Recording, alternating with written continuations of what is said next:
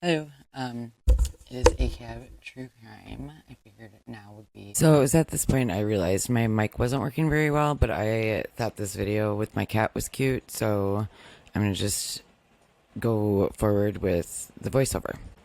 I'm gonna be using this video to start unraveling all of the strange and interesting things I have found in my research on the Idaho 4 case. It's a lot, and it's been hard to organize my thoughts around everything, and I'm having trouble figuring out how to best present the information that I have, and it changes as I move forward in my research too. But I figured it would just be best, maybe right now, to take you kind of on the same journey that I've been on in my research process. So I'm just going to start out by using that modus operandi and see how it goes.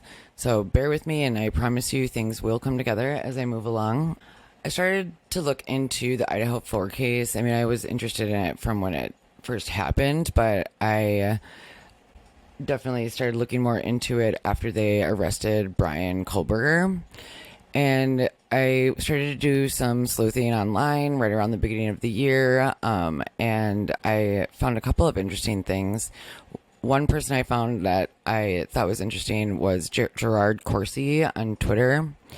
And he posted a couple of things. I think there was like 2 tweets at least where he referenced the movie Rope.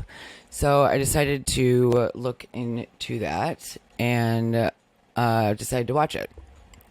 So the movie is based on a screenplay by the same name from the 20s. I think it was 1929.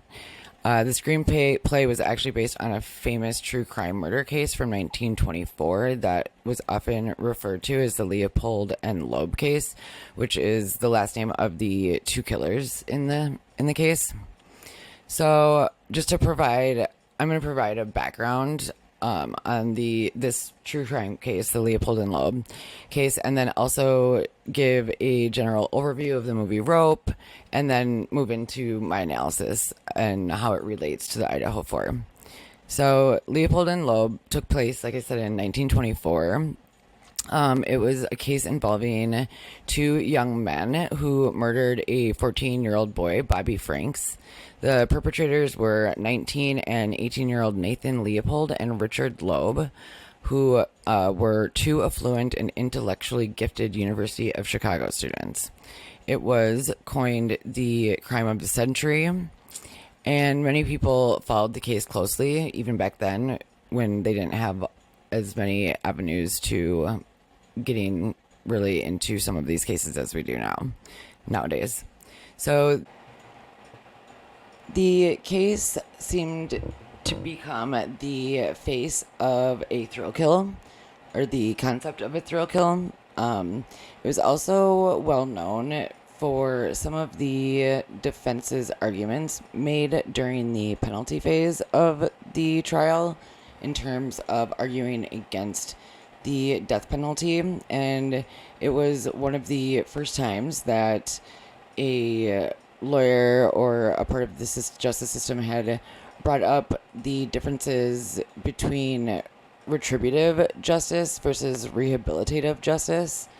So I'll just give you guys a really brief overview on what those are, and also of a third concept of restorative justice. So the retributive justice is more based on like getting even. It's for punishment. You want to basically, you're looking at what the crime was, like the offense that happened, and focusing on punishment. And rehabilitative justice is more focused on having the offender be fixed, so they're no longer going to return if they re-enter into society from after prison or something, or we allow them to engage with other people after the offense was committed. That's looking at helping the offender to make changes in behaviors and helping them to become not what they were when they committed the act of violence on someone else, or whatever their crime was against whoever.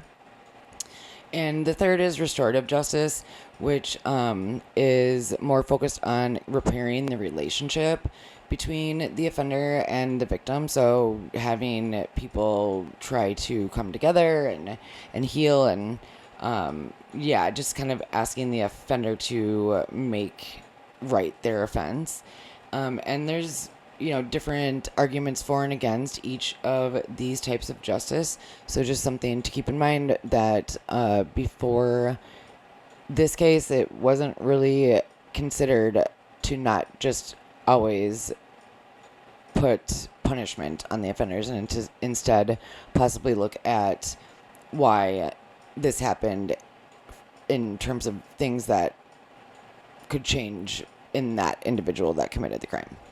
So, and just as a side note, I am deciding pretty carefully what I'm choosing to include and not include in some of these videos. So if I am kind of going off on like a little tangent about, this true crime case, like I am in this video, and also about the different types of justice and whatnot, it's usually because I think it's going to relate to the Idaho 4 case at some point in the future and tie back into all of this, or I think it's an important topic that I think people should be more aware of that I include too, that I choose to include. So just wanted to put that little FYI out there for everyone. So anyways, Leopold and Loeb knew each other casually while growing up in a really affluent neighborhood of Chicago's South Side. But apparently their relationship really hit it off when they both were going to the University of Chicago, and they met through a mutual interest in crime. They were both noted to be particularly smart. So at 19, Leopold was already a University of Chicago graduate and spoke 14 languages, and Richard, just 18 years old, was the youngest graduate in the history of the University of Michigan. Leopold was said to be more strictly of the intellectual type and kind of philosopher, whereas like Loeb was known to be a bit more social and more of like an athletic type, I guess. I think it's also related to note that Leopold was a fraternity member of the elite honor society Pi Beta Kappa, and he was said to be very compelled by Nietzsche's philosophy of the Superman. If you don't know what that is specifically, I'll explain that in a little bit in more detail. But I'll just finish off this case right now. Leopold and Loeb conceptualized and planned the crime of the murder and kidnapping of Bobby Franks for 7 months, and they ultimately ended up following through and orchestrating it on May 21st, 1924. So the two used a car that they rented under a different name to kidnap Bobby Franks, which was a 14-year-old boy from their neighborhood that one of them knew like through tennis or something. And they killed him with an ice chisel in the back of the car. And then they dumped his body in a drainage ditch outside of Chicago, like somewhere right outside of the Indiana border. And they ended up burning Bobby's face and genitals with acid. So it was definitely considered a thrill kill, and it included apparently various sexual perversions with the victim's body. So I think that's kind of notable, and that's not really discussed or talked about a lot when you see it, but if you look deeper into it, it does seem to be like it's kind of some sort of like sexual sadistic type things going on there. So but the two were caught by investigative work that was done from the scene of the crime. They ended up finding a pair of glasses at the scene, and I guess like a bunch of people had those types of glasses, but they had a very rare hinge that was on them, and so they ended up being able to trace back that particular hinge to only 3 people like in Chicago that had bought it. So they ended up and Loeb was one of them. So they ended up interviewing him, and he pretty quickly admitted or confessed to the crime, but he put most of the blame, like the actual killing of Bobby Franks, onto his counterpart, Leopold. And Leopold then once he found out that Loeb had confessed, he quickly also confessed and admitted to the crime, but he turned it around and put it on Loeb, saying that Loeb was the one who actually killed him. In my opinion, even though no one asked, it seems more likely to me that Leopold probably did it. I think he was kind of the one that was more of the mastermind of this case, but that's just in my opinion. So after they both were arrested and confessed, they both admitted that they were driven by their thrill seeking and also their Ubermenschen or Superman delusions, which is part of that Nietzsche philosophy that I'll get into in a little bit, and also their aspiration to commit a perfect crime. So neither claimed to have looked forward to the killing, but Leopold admitted interest in learning what it would feel like to be a murderer. And he was disappointed to note that he felt the same as ever, apparently. So a striking aspect that I saw from the case was the particular just seemingly like defiant lack of remorse that both of the men displayed throughout the trial, it seemed. Even Leopold himself described the two as evil geniuses who are above ordinary standards of moralities. He actually had a quote saying, it is as easy to justify such a death as it is to justify an entomologist impaling a beetle on a pin. So their case was sensationalized and was the first case to be dubbed the crime of the century. The two men's defense attorney, Darrow was his name, argued during the trial that the boys had been sexually abused while growing up and that they were overeducated. It was also noted that Leopold and Loeb had indulged in extreme fantasies, sexual fantasies, they said, during the crime. The attorney also spoke of the societal conditions of World War I at the time and argued society, schools, and violent social conditions were largely to blame for the crime. Darrow also succeeded in putting the morality of the death penalty on trial. He acknowledged his client's guilt and admonished the audience to hate the sin but not the sinner. He is quoted saying, "Of all the fathomless questions that confront and confuse men, the most baffling is the human mind." His arguments on the case ended up persuading the press and the judge to not hate the sinners as much as, killing them, I guess. And the judge ended up giving them life sentences. So in 1936, unfortunately, Loeb was killed with a razor in a fight with another inmate who was later acquitted of the murder. Nathan Leopold managed to keep intellectually active in prison. And he ended up being released from prison in 1958 after 34 years of confinement. And apparently after that, he moved to Puerto Rico, where he earned a master's degree, wrote a book on birds, taught math, and then worked in hospitals and church missions. So apparently he died at the age of 66 in 1971 of a heart attack. So just kind of hearing of this case, it just sounds to me like a true crime tale as old as time, and it always seems to keep kind of repeating itself, and these same kind of themes come up. But I think you find that, then as now, few people can really wrap their minds around the notion that, someone from, an educated or elite type class could really ever do something like this. It's not the typical, idea of what people have in their minds for a, typical cold, evil killer. I feel like we always see people on like Dateline, and when you hear people interviewed from the town where a certain true crime case takes place, everyone says, you just never thought it would happen in a place like this. But it's always funny because, of course, it's always happening in a place like that. But I think that there's definitely a bias towards the assumption that, degeneracy can really only be found in, already deficient individuals who come from bad backgrounds and are uneducated and unintelligent. So I think it's a good reminder that obviously wealth will never be an indicator of morality, and nothing can really be, religion. Whether or not you're a Republican or Democrat, I don't think it or any type of, political aligning that you might have. It just, anyone can end up becoming, I think, a killer, really, in my opinion. So, but it's the cases like this that I think remind people of that.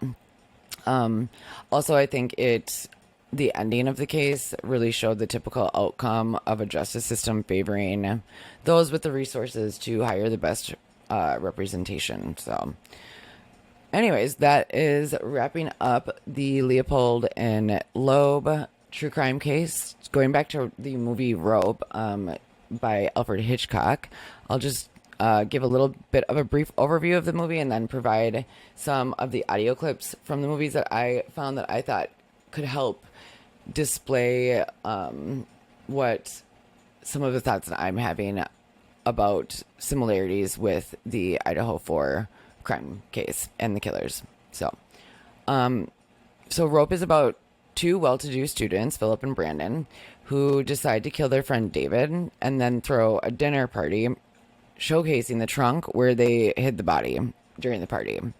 So the two end up inviting a handful of people over for this dinner party, and the guest list includes like 5 people or something. I think it's like 9 characters in total that are part of the movie itself. So one of the more important guests is this woman named Janet, who actually had a previous romantic relationship with Brandon, one of the main characters, and then also another guest at the party. She had dated those two, and she was currently engaged to the murder victim David that the two ended up killing. So that was kind of a little bit sadistic of them. They also Brandon and Philip also invite David's dad and his aunt to the dinner party, and a professor that they have named Rupert, who is played by James Stewart. So the movie begins with a murder scene with the two strangling David with a rope, and then it follows with the two men discussing their actions and setting up for the party. And during the party, they have discussions with the other guests about just different philosophical concepts, including Superman, by Nietzsche's Superman concept. And people near the end of the dinner party start to become kind of concerned about David and his whereabouts. But everyone leaves, and the party ends with the two seemingly having got away with this perfect murder that they had planned and the perfect work of art masterpiece that they wanted. But their professor, Rupert, unexpectedly returns, claiming that he left his glasses case there, which, maybe you could call it the sheath to his glasses. I saw a little similarity with that, but he ended up coming back and said that he left it there. He lied about it and just kind of planted the glasses case on the chest, and kind of called them out on his suspicions. He called Brandon and Philip out on his suspicions regarding David's absence and just kind of the weird way that they were acting. And then they end up revealing to Rupert that they killed David. And then Rupert ends up freaking out on them and calls the police to the scene using a gun that he ends up shooting out of the window. And then the movie ends with like sirens coming.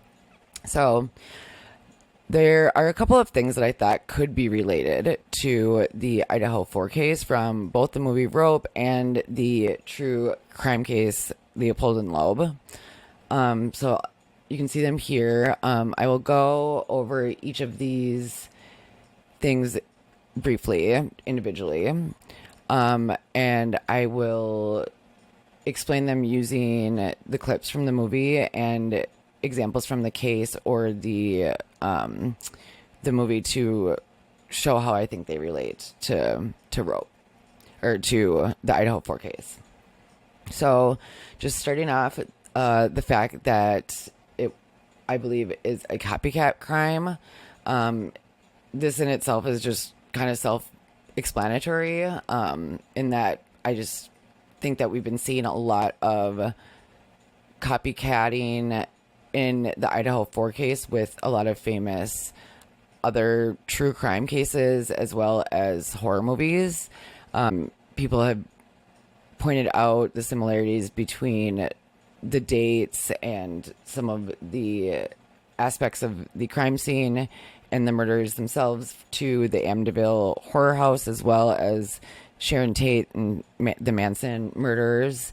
And people have also found, and I agree with, some similarities between the Elliot Rogers case and the Idaho 4 case. So I think the movie Rope and the case of Leopold and Loeb, I think, believe to be partially copycatted by the Idaho 4, as I'll kind of go into, or potentially, since we don't know a lot of details about the case, it's hard to completely say maybe some of the aspects that are involved with this case, but I think we can just see some of the similarities right off the bat, potentially, with some aspects of this movie. So, one of the things that I found is that the Leopold and Loeb case touched on the death penalty, and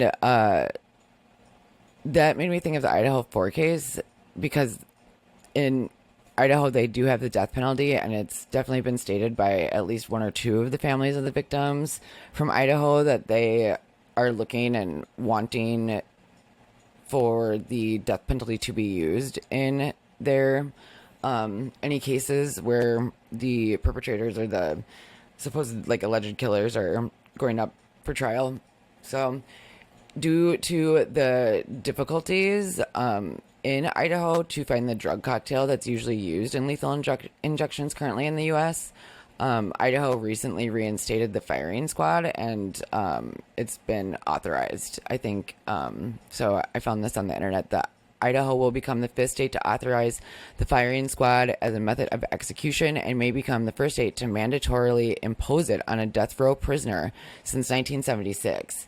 So Idaho's Governor Brad Little signed HB 186 into law on March 24th, 2023, and it goes into effect on July 1st. So I know that that's been brought up in this case, that potentially Brian could be, if found guilty and given death as at sentencing, he could potentially be put to death by a firing squad, which is just pretty crazy. I thought it was interesting too that the last person that was ever executed by method of firing squad was in 2010 in Utah State Prison.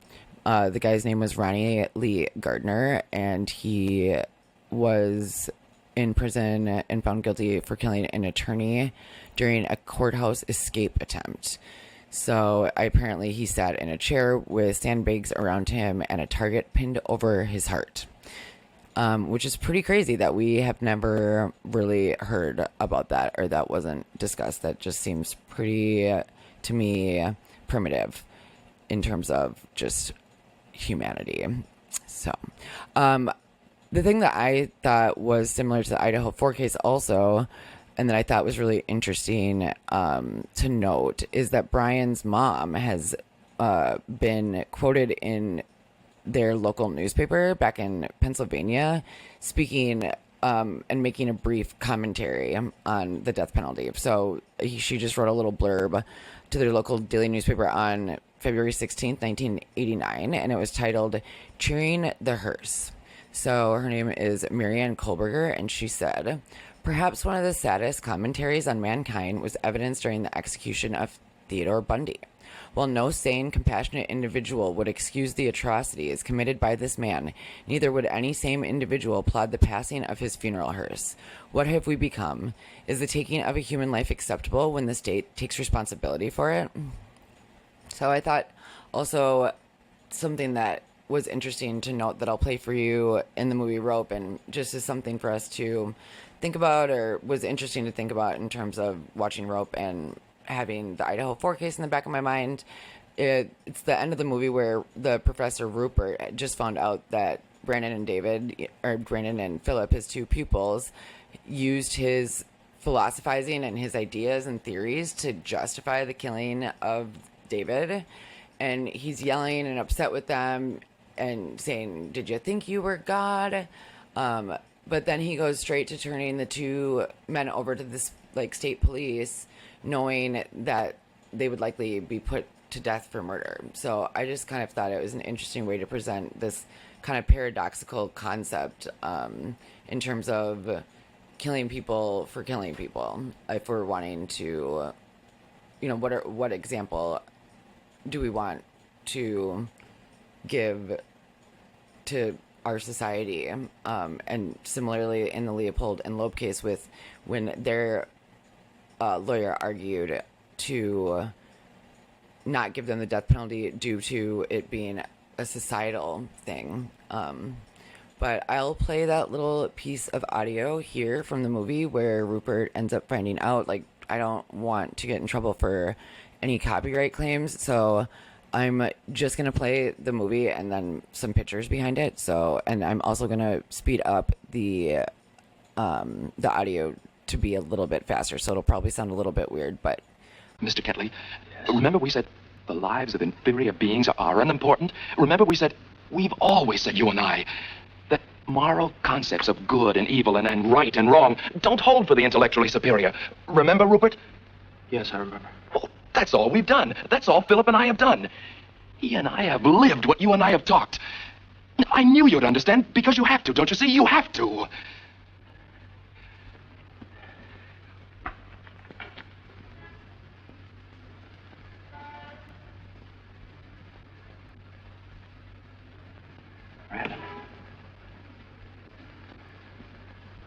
Brandon, until this very moment, this world and the people in it have always been dark and incomprehensible to me.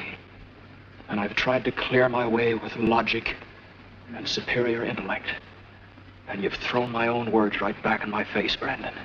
You were right to. If nothing else, a man should stand by his words. But you've given my words a meaning that I never dreamed of. And you've tried to twist them into a cold, logical excuse for your ugly murder. Oh, they never were that, Brandon. And you can't make them that. There must have been something deep inside you from the very start that let you do this thing. But there's always been something deep inside me that would never let me do it. And would never let me be a party to it now. What do you mean? I mean that tonight you've made me ashamed of every concept I ever had of superior or inferior beings. And I thank you for that shame. Because now I know that we are each of us a separate human being, Brandon, with the right to live and work and think as individuals, but with an obligation to the society. So another thing that came up throughout the movie that I thought could be in relation to the Idaho 4 case is there's definitely a strong underlying gay vibe between Brandon and Philip, the two main characters in the movie Rope. And from the true crime case, Leopold and Loeb, they also were noted to have been involved in a romantic relationship with one another. And actually, unfortunately, Loeb was potentially murdered in prison as a result of his sexuality. And I think, in my opinion, his murderer was never actually charged with murder, because they ended up using it as a way to... they justified it, saying, oh, the guy that killed him was defending himself because Loeb came on to him sexually. But it was obviously just a huge, bias and stigma against queer people. And unfortunately, Loeb's life was taken too soon as well. And it is kind of sad to think about the fact, in my opinion at least, that Leopold, I think, was more of the, guy pulling the strings behind the scenes a little bit. And he ended up living this really, rewarding bird watching life for a while after he got out of prison. And poor Loeb was just murdered in prison. So anyways, in terms of Camp Gay, so they ended up calling the screenplay was considered to be Camp Gay as well, with the screenplay that was based on Rope, I think because of Alfred Hitchcock's movie being from like 1948, I believe it was released, that wasn't as acceptable at all to be gay back then as it even now it's still not, acceptable, but now more than then it is. And so that's kind of why they dropped off the camp gay that was noted to be in the screenplay. And in the screenplay, they said definitely that Philip and Brandon were in a relationship, which is only kind of insinuated in the movie. And then in the screenplay, there's also a piece written where Brandon and Rupert have an affair with one another as well. So I think that's just noteworthy, and I think it's important to keep that in mind because there could be similar dynamics involving some of the perpetrators involved in the Idaho 4 case. I think everyone was looking at, in the beginning, kind of Kaylee and her ex-boyfriend and different people that they've dated, and focusing on some of these more hetero relationships. But I feel as though there could have potentially have been some animosity, possibly someone that had a crush on Ethan from maybe, school or his fraternity. There's a lot of possibilities due to the many people that the 4 victims knew and associated with. So I just think it's important to keep in mind that there's dynamics out there that we might not necessarily be as open to having it be revealed to us. So just try not to overlook that when conceptualizing the case in terms of what might have been going on. But that's kind of all I'll say on that for now. But I do have another factor that I thought was notable was that the killers were highly educated and that they came from good families. I think this is similar to the Idaho 4 case where it involves university students, fraternities and sororities, which are kind of considered, special groups of people who are usually well connected in, professional realms.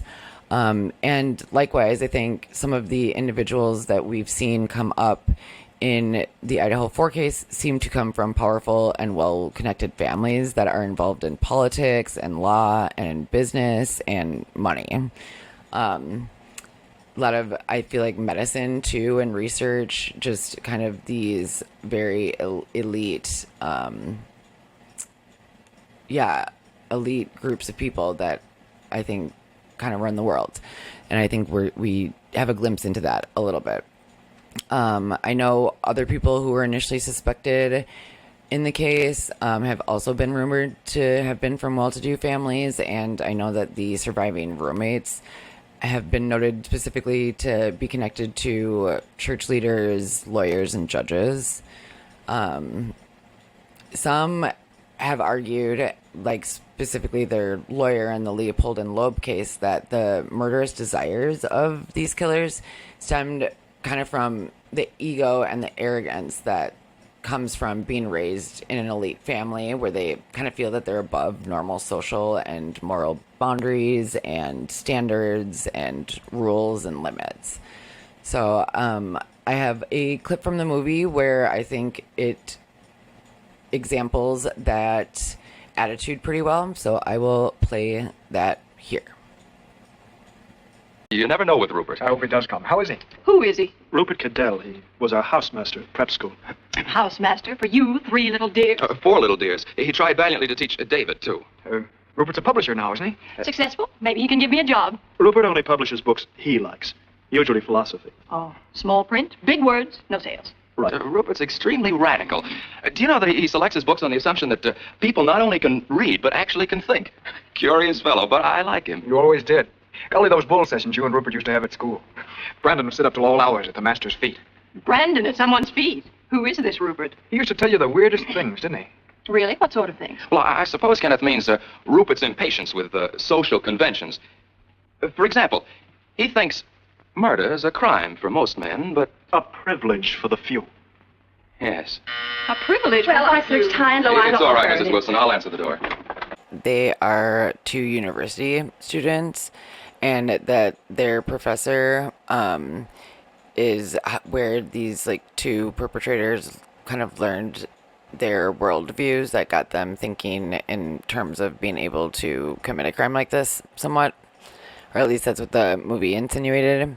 So it reminded me a little bit of the talk in the beginning, or that there has been noted about Ramsland and Brian Kohlberger, and that's his old professor, I think, out in Pennsylvania, and she did the biography on BTK, and she also studies a lot about neurological conditions and their impact on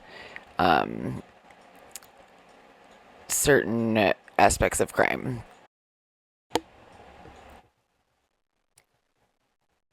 So there was a conversation between the two murderers, Philip and Brendan, in the movie Rope, that reminded me actually a lot of the Reddit survey that Brian put out a couple of years ago, where he was asking about the emotions that were involved during and after the commission of a crime.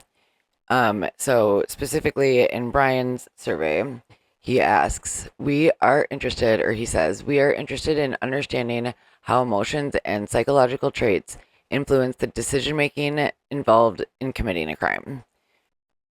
The survey specifically asked, after committing the crime, what the offender was thinking and feeling, and I believe there is a clip from the movie Rope that fits pretty well along those similar inquiry lines or subject lines.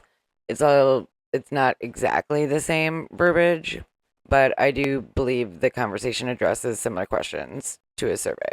So I'll play that clip now.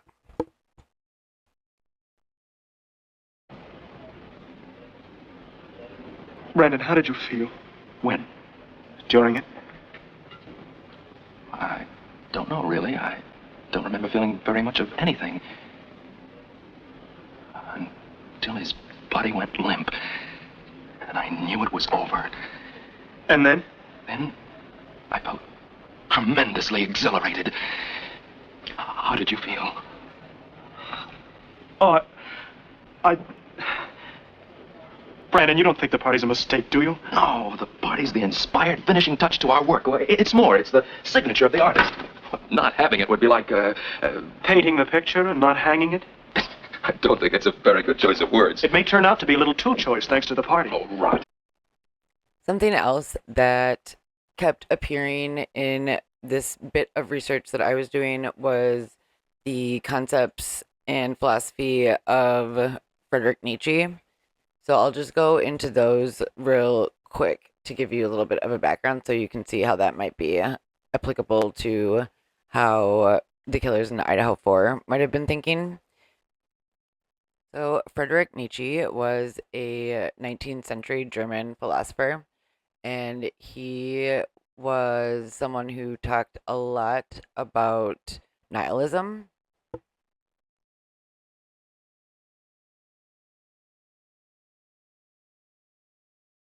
Nothing changes. Fucking Nazis. They were Nazis, dude? Oh, come on, Donnie. They were threatening castration. Uh-huh. Are we going to split hairs here? No. Am I wrong? Well, he didn't. Man, they Come were on. nihilists, man. Huh? They kept saying they believed in nothing. Nihilists. Fuck me. I mean, say what you want about the tenets of National Socialism, dude. At least it's an ethos. No. Big shout out to the dude. My name, El Dudorino, is definitely in homage to the dude, so thanks for that. But just to kind of go a little bit further into some of these other concepts that Nietzsche talked a lot about, I'll try to break it down as basic as I can figure out how to do that, but I think it would be good to just give a little background on some of these concepts. But Nietzsche talked a lot about nihilism, Christianity. He came up with a couple of important concepts that people still use and have talked about since he wrote about them, which are the Ubermensch, or the Superman, which we also heard a reference to earlier when we were talking about Leopold and Loeb, in terms of their Superman delusions. And then he also writes about one's will to power, which is an important concept that's been used over time for kind of more nefarious purposes sometimes. And then also, I'll touch on this a little bit more in detail later on at the end of the video, but he also does touch on the concepts of jealousy and envy as well.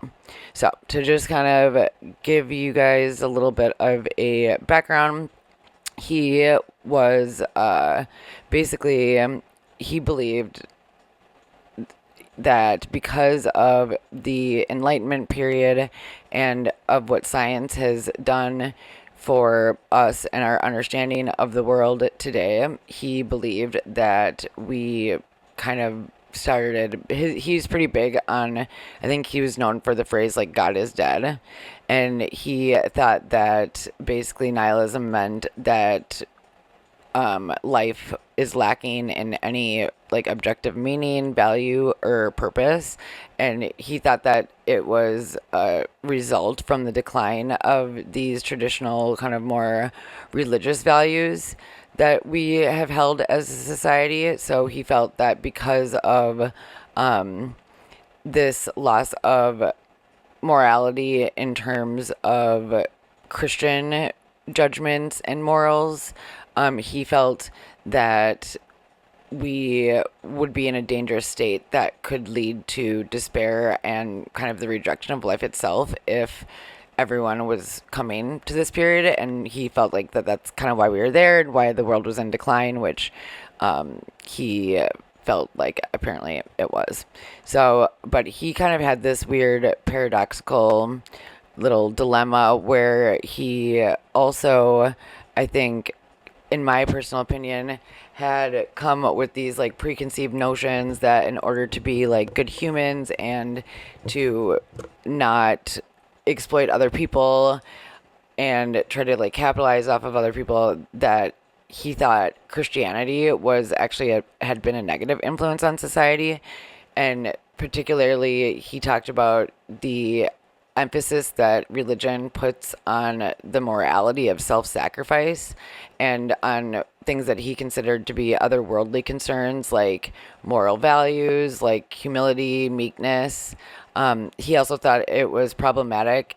The concept was problematic to believe God is the ultimate source of meaning and value. He thought that really held us back as a, species or mankind. He definitely thought that it weakened the human potential because it was more life-defying. It wasn't allowing us to reach these, higher states of being that we could possibly be reaching due to the fact that we were not facing maybe some of these more shadow sides of ourselves. So he kind of saw that he knew that life didn't really have a meaning, but then I think he kind of freaked out and was like, what are we going to do with all of this? There's going to be a demise in humanity. So he ended up kind of just coming up with different concepts, I think, to help him cope with this thought. But some of the concepts that he came up with ended up being kind of problematic, and they were cherry picked by certain people and used in pretty negative and nefarious ways. So anyways, Nietzsche believed that you could overcome this nihilist mindset or worldview by advocating for a reevaluation of our values as a species. And he thought that we should create these new values based off of more life-affirming principles as opposed to the Christian morality values that he didn't think were life-affirming. So he also introduced the concept of the Superman as an ideal for humanity to strive towards. So I view it as a way to kind of replace what he thought was limiting humanity in terms of Christianity values. In my opinion, it just seems like he was very much into individualism and was only wanting people to think about themselves and not really others. But he did say that the the Superman could be, it's the ideal for humanity to strive towards, and he saw it as an individual who embraced life challenges and also embraced their own will to power and creating their own values that went beyond what was good and evil, and it would more be just aligned with that person's own individual, like, self-determined values. And he really viewed the Superman as a symbol of human potential and self-overcoming and kind of transformation into this greater being. And in that, also, you hear there, he wanted people to embrace their own will to power, and he kind of famously wrote on the topic of this idea of will to power, and it really is central to a lot of his philosophy. So his belief is the will to power refers to the driving force that underlies all human actions, and he, I think, pretty naively or he came up with the idea that this underlying force would be always towards an individual's need for growth in a pursuit of power and a pursuit of self-assertion and like really getting to know yourself and your place in the world. And he thought that the will to power encompassed the desire for self-realization, creativity, and the pursuit of excellence. And he saw it as a fundamental aspect of human nature. He also thought that this was a necessary condition to reach or to be in order to overcome the limitation of this, confining morality that he believed we had always been fed propaganda about. He strongly believed in the power behind art and creativity, and at that, using that as an avenue, art as an avenue towards reaching Ubermensch, or the Superman. And he thought that art could be used as a way to confront and kind of transcend the limitations of our current existence. And he thought that art and engaging in art or creating art helps to understand the complexities of life and helps with creating more possibility for transformation and self-overcoming. So he also speaks on envy and jealousy, which I will return to at the end of this video. But just to go back to the concepts of will to power and the Superman, real quickly, I think it's easy to see how maybe some of these concepts that Nietzsche wrote and spoke about, that they could be used and cherry-picked in a way to appeal to someone's own personal ideological purposes and used in negative ways. So, actually, Hitler was a very big Nietzsche fan, although a lot of people say, and it seems like at least what Friedrich Nietzsche wrote about in a lot of his stuff was more focused on self. He thought that racial hierarchies should not exist. And so if he was to have ever seen what Hitler actually did with some of his concepts, specifically Superman and the will to power, a lot of people say that he definitely would not have been approving of any of that. Forgive me, but it just seemed very funny, you two being so intense about an old dead chicken. Sorry, we were ridiculous and very rude. I apologize for both of us and the story. Well, is it all over? I'm afraid so, Rupert. Oh, what a pity. In another moment, you might have been strangling each other instead of a chicken. Mr. Goodell, really? No, but a man's honor was at stake. And personally, I think a chicken is as good a reason for murder as a blonde, a mattress full of dollar bills, or any of the customary unimaginative reasons. Well, now, you don't really approve of murder, Rupert, if I may. You may, and I do. Think of the problems it would solve. Unemployment, poverty, standing in line for theater tickets? I must say I've had a perfectly dreadful time getting tickets to that new musical. What's it called? You know. The something with what's-her-name? My dear Miss Atwater, careful application of the trigger finger and a pair of seats in the first row is yours for the shooting. And have you had any difficulty in getting into our Velvet Rope restaurant? Frightful. A very simple matter. A flick of the knife, madame. And if you'll kindly step this way. Oh, no, step over the head waiter's body. Thank you. And here's your table. Rupert, you're the end. There's a hotel clerk I could cheerfully flick a knife at. Oh, no, sorry. Knives may not be used on hotel employees. They are in the death by slow torture category. Oh. Along with bird lovers, small children, and tap dancers. Landlords, of course, are another matter. You're seeking an apartment? Call on our Miss Sashwaite of the Blunt Instrument Department. What a divine idea. If it suits your purpose merely. But then we'd all be murdering each other. Oh, no. Oh, no.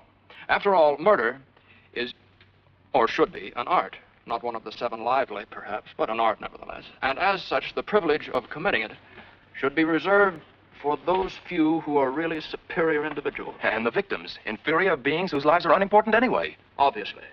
Now, mind you, I don't hold with the extremists who feel that there should be open season for murder all year round. No, personally, I would prefer to have Cut a Throat Week or Strangulation Day.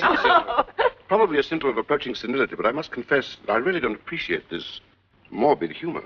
Well, the humor was unintentional. But you're not serious about these theories. Of course he is. Oh, you're both pulling my leg. No, why do you think that? Well, Brandon, the notion that murder is an art which a few superior beings should be allowed to practice. In season.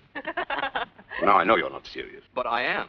I'm a very serious fellow. Then may I ask, who is to decide that a human being is inferior and is therefore a suitable victim for murder? The few who are privileged to commit murder. And just who might they be? Oh, myself. Philip. Possibly Rupert. I'm sorry, Kenneth, you're out. Gentlemen, I'm serious. So are we, Mr. Kentley. The few are those men of such intellectual and cultural superiority that they're above the traditional moral concepts. Good and evil, right and wrong were invented for the ordinary average man, the inferior man, because he needs them. Then obviously you agree with Nietzsche and his theory of the Superman. Yes, I do. So did Hitler. Hitler was a paranoid savage. His Supermen, all fascist Supermen, were brainless murderers. I'd hang any who were left. But then you see, I'd hang them first for being stupid. I'd hang all incompetents and fools anyway. There are far too many in the world. Then perhaps you should hang me, Brandon, for I confess I'm so stupid I don't know whether you're all serious or not. But in any case, I'd rather not hear any more of your, forgive me, contempt for humanity and for the standards of a world that I believe is civilized. Civilized? Yes. Perhaps what is called civilization is hypocrisy. Perhaps. Well, I'm sure Rupert, fortunately, Oh, now, gentlemen, has really, the intelligence and imagination Please, Brandon, I think we've had just about enough. Philip, where did you put those books you set out for Mr. Kentley? I'd very much like to see them myself, I may. Of course, they're in the dining room. Mr. Kentley, wouldn't you like to see the books now? Okay, so I'm sorry that this video is going a little bit longer than I had hoped, but we've gotten through a lot of it and definitely the bigger concepts. So I'll just quickly move into the final 4 aspects that I want to touch on about similarities between the things I talked about today in Idaho 4, and then I will wrap up and talk about my ideas for future videos.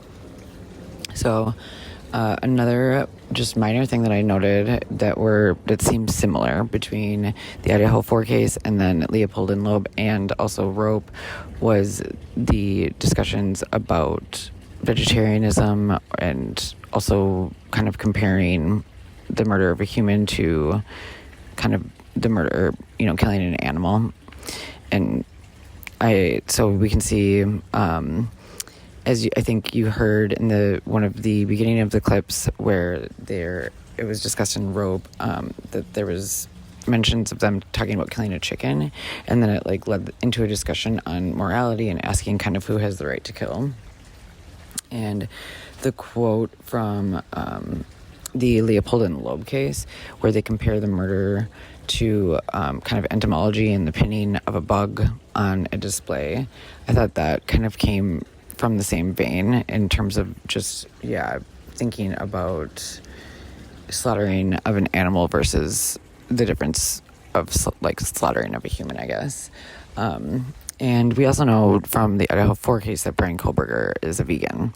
And I also think that I remember hearing that Ian Harsh was a vegetarian, maybe, at some point or something. Don't quote me on that, but I think I remember hearing that. So I think that's just kind of something noteworthy to think about moving forward when conceptualizing the case. Okay, so then the next concept is the idea of a perfect crime. So I think that we can see with the Idaho 4 case, seems to be some pretty intentional things that were done in terms of committing this crime. And I think we can see kind of themes of perfectionism throughout the Idaho 4 case. As we know, this is supposed to be like some big blood bath, but they didn't find, any DNA, except a couple months later they were able to like trace some touch DNA with this sheath that was left. That's the thing about the sheath that makes me question about its authenticity as well, is just because it does seem like the only thing that was left in this like very OCD perfectionist just like type crime. Like apparently there should have been, blood everywhere and all these different murder weapons. Well, no murder weapon was found,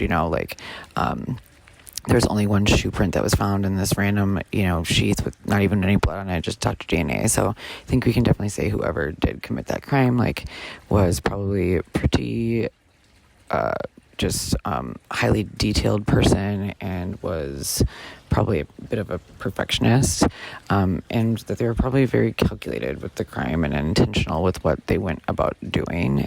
I think we're seeing signs of intelligent people like we see in the Rope movie and the Leopold and Loeb true crime case.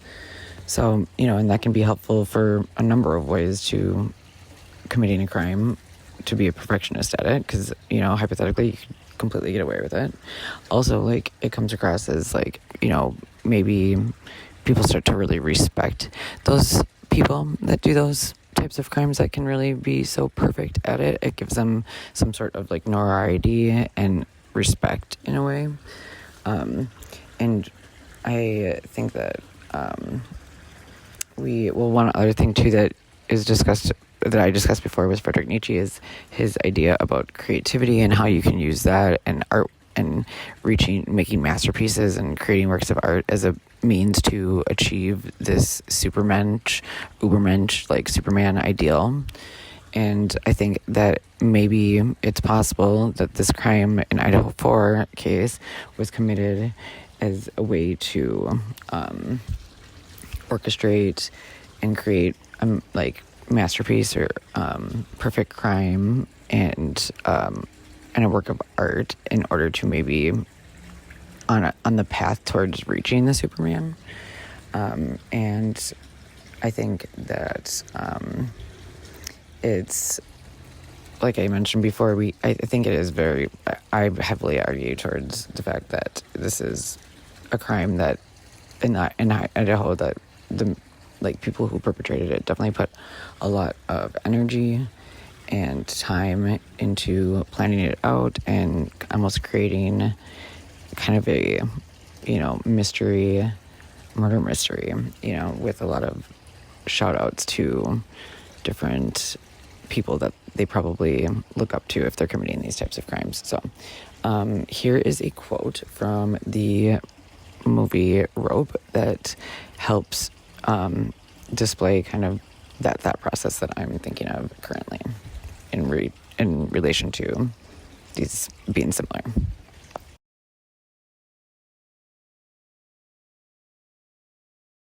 Too. Yes, wasn't it? Good Americans usually die young on the battlefield, don't they? Well, the Davids of this world merely occupy space, which is why he was the perfect victim for the perfect murder. Of course, he was a Harvard undergraduate. That might make it justifiable homicide. He's dead and we've killed him. But he's still here. In less than 8 hours, he'll be resting gently but firmly at the bottom of a lake. Meanwhile, he's here. What are you doing? It's not locked. All the better. It's much more dangerous. Anyway, the lock's too old. It won't work. I wish it would. I wish we had him out of here. I wish it was somebody else. It's a trifle late for that, don't you think? Whom would you have preferred? Kenneth? Oh, I don't know. I suppose anyone was as good or as bad as any other. You, perhaps. You frightened me. You always have.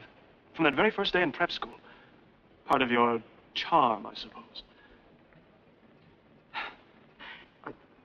I'm only kidding, Brandon. I obviously can't take it as well as you, so I'm turning on you a little. That's rather foolish, isn't it? Yes. Very. May I have a drink now? By all means. This is an occasion. It calls for champagne. Champagne? I put some in the icebox. When did you put it there, Brandon? Oh, just before David arrived. You were certain it would come off, weren't you? Of course. You know I'd never do anything unless I did it perfectly. I've always wished for more artistic talent. Well, murder can be an art, too. The power to kill can be just as satisfying as the power to create. But do you realize we've actually done it exactly as we planned? And not a single infinitesimal thing has gone wrong. It was perfect. Yes. An immaculate murder. We've killed for the sake of danger and for the sake of killing. We're alive. Truly and wonderfully alive. Even champagne isn't equal to us or the occasion. I'll take it, though. You're not really frightened anymore, are you, Philip? You can't have fear, you know. Neither of us can.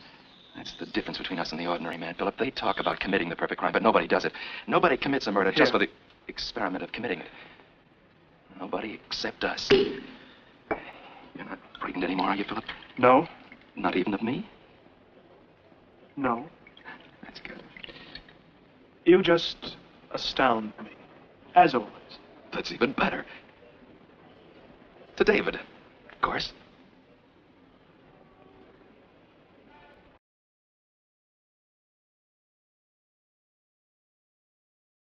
Just very briefly, there's two things that I thought were notable about the murder weapon from the things I talked about today that were similar to Idaho 4.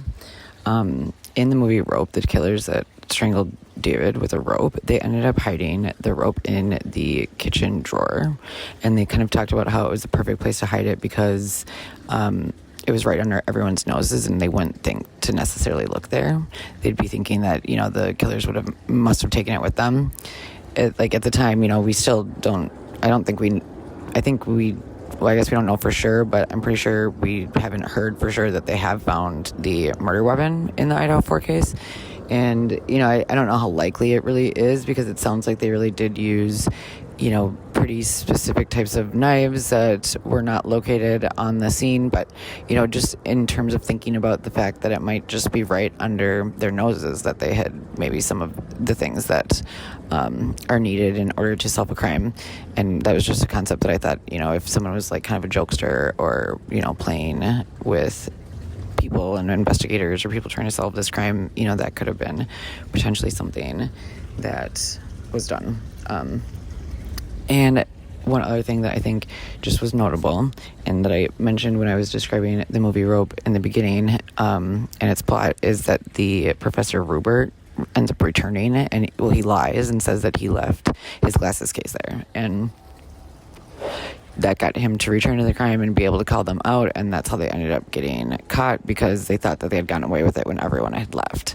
So that just reminded me, and this might be totally kind of, you know, a reach, and, you know, you guys can let me know what you think below, and if I'm totally just like, you know, pulling at strings right now, but it did remind me of the sheath that was left at the Idaho 4, and that made me definitely think that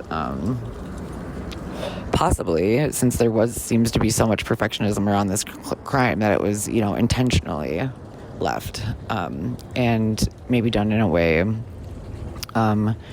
you know, that was similar to the idea of what happened in Rope with the professor leaving his glasses case. So here's just like a really short clip about when that went down in the movie.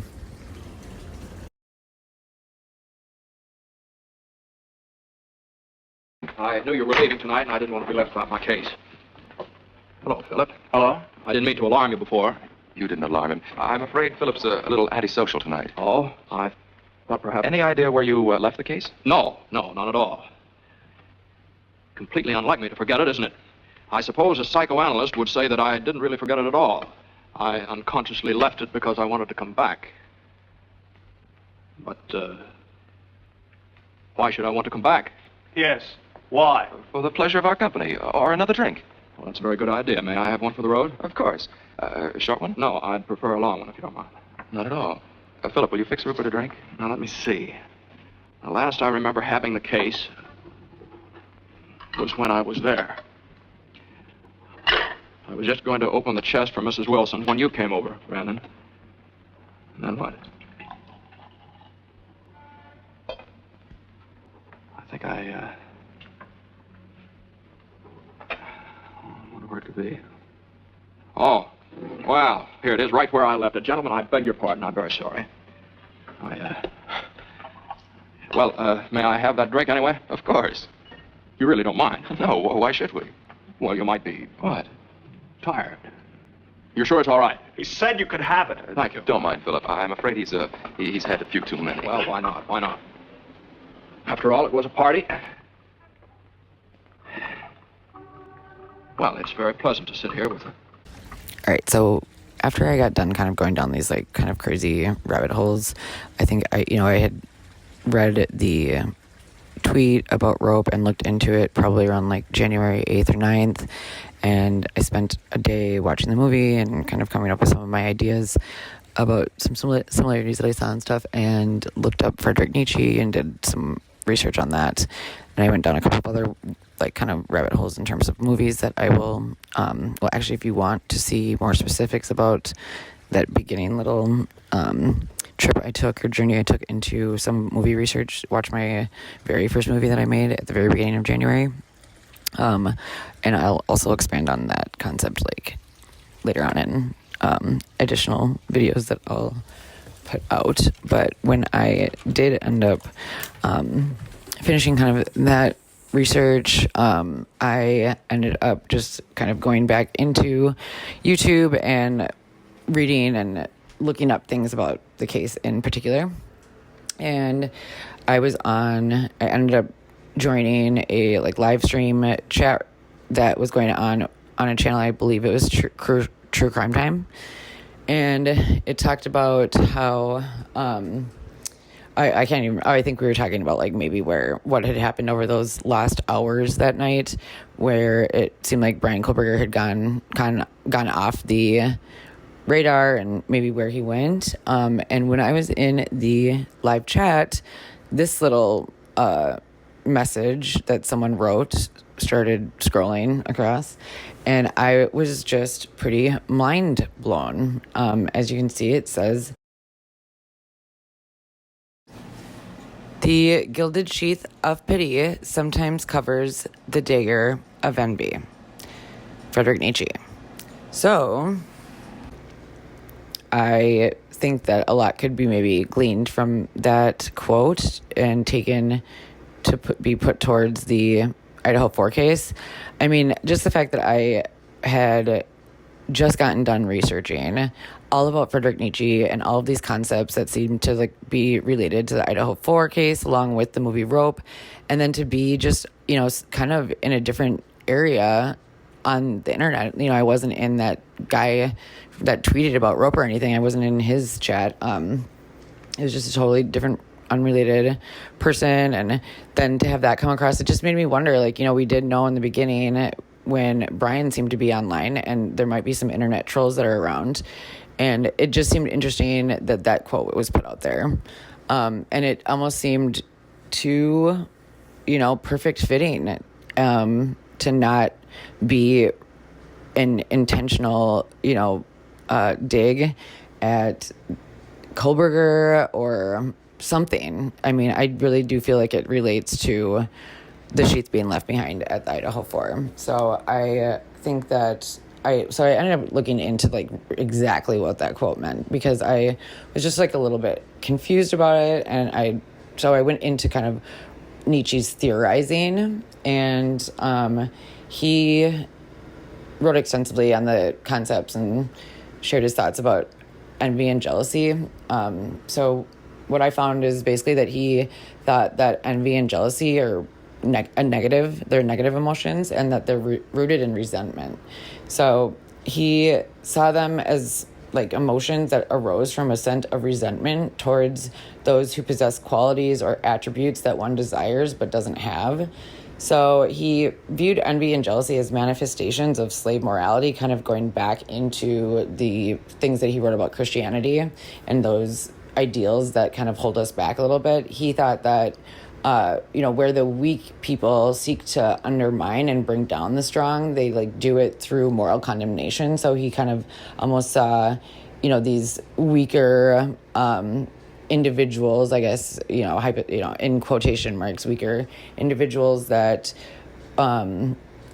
coveted these other qualities of these greater beings. They used this mentality of Christianity, like, even 2 of the, 10 commandments, I think, have to do with not coveting your neighbor's things and, like, being okay with what you have. So, kind of trying to hold other people down. And he thought that, that basically what we envy and what we're jealous of actually speaks to truly what we desire, and that if we aren't allowed to feel those things, and if we don't confront some of those feelings and emotions that we have towards other people and wanting what they have, that we wouldn't be able to really reach this ideal Superman that he talked about. So I just thought, it's interesting to consider if hypothetically, this was all some master plan, a work of art masterpiece that was really set up by some pretty, well-read and well-connected, competent individuals that really planned this out. Could this sheath have been left as a hidden message for Brian via the Forgotten Sheath about immortal coveting or jealousy? Or maybe, I guess the sheath was left on purpose by an accomplice to the murders, as some type of message that they wanted to leave for, other people involved in the crime. Or, if it wasn't Kohlberger, did other people leave it and trying to set Kohlberger up? And maybe it was just a signal to a person close to the crime about jealousy, or, I don't know, left by an unknown killer who was envious of one of the victims of the crime. Maybe Brian left it because he was envious of one of the victims of the crime or something, or, he thought that they were envious of someone. I don't know. I'm just throwing out some thought exercises to just play around with in terms of conceptualizing the crime. And I do feel like it is definitely significant that this sheath was left, and that there seems to be a lot of connections towards Nietzsche, and kind of ties back into these other things. So anyways, that kind of wraps up my video right now. Hopefully you guys are don't feel like I wasted your time. Thanks if you're listening to this, you're awesome. And if you made it to this point, I thank you so much. If you like what I have to say, or are just interested in other things that I have come up with and found, please continue to watch my videos that I put out. I'm going to definitely be putting out more now. I think I kind of have a little bit more of a hang down in terms of how to make a video and what to do and what not to do to make it go faster. But please like and subscribe. And then if you would I'd love it to hear any feedback or get comments, and please comment below about thoughts, concerns, questions, thoughts, opinions about what I presented. I will do the next video on what I found when I was doing a little bit of research on Friedrich Nietzsche and this gilded sheath quote, and also some tie-ins that I found to that quote to things that I think might be related to other aspects of the crime, including food, like foodie and ideas about food, and video games, and different other philosophers that I think possibly the perpetrators of this crime followed or engaged in. So look out for that. Hopefully it'll be out in the next couple days. And thank you all so much. And I love you all, and hope you have a good day, and peace and love.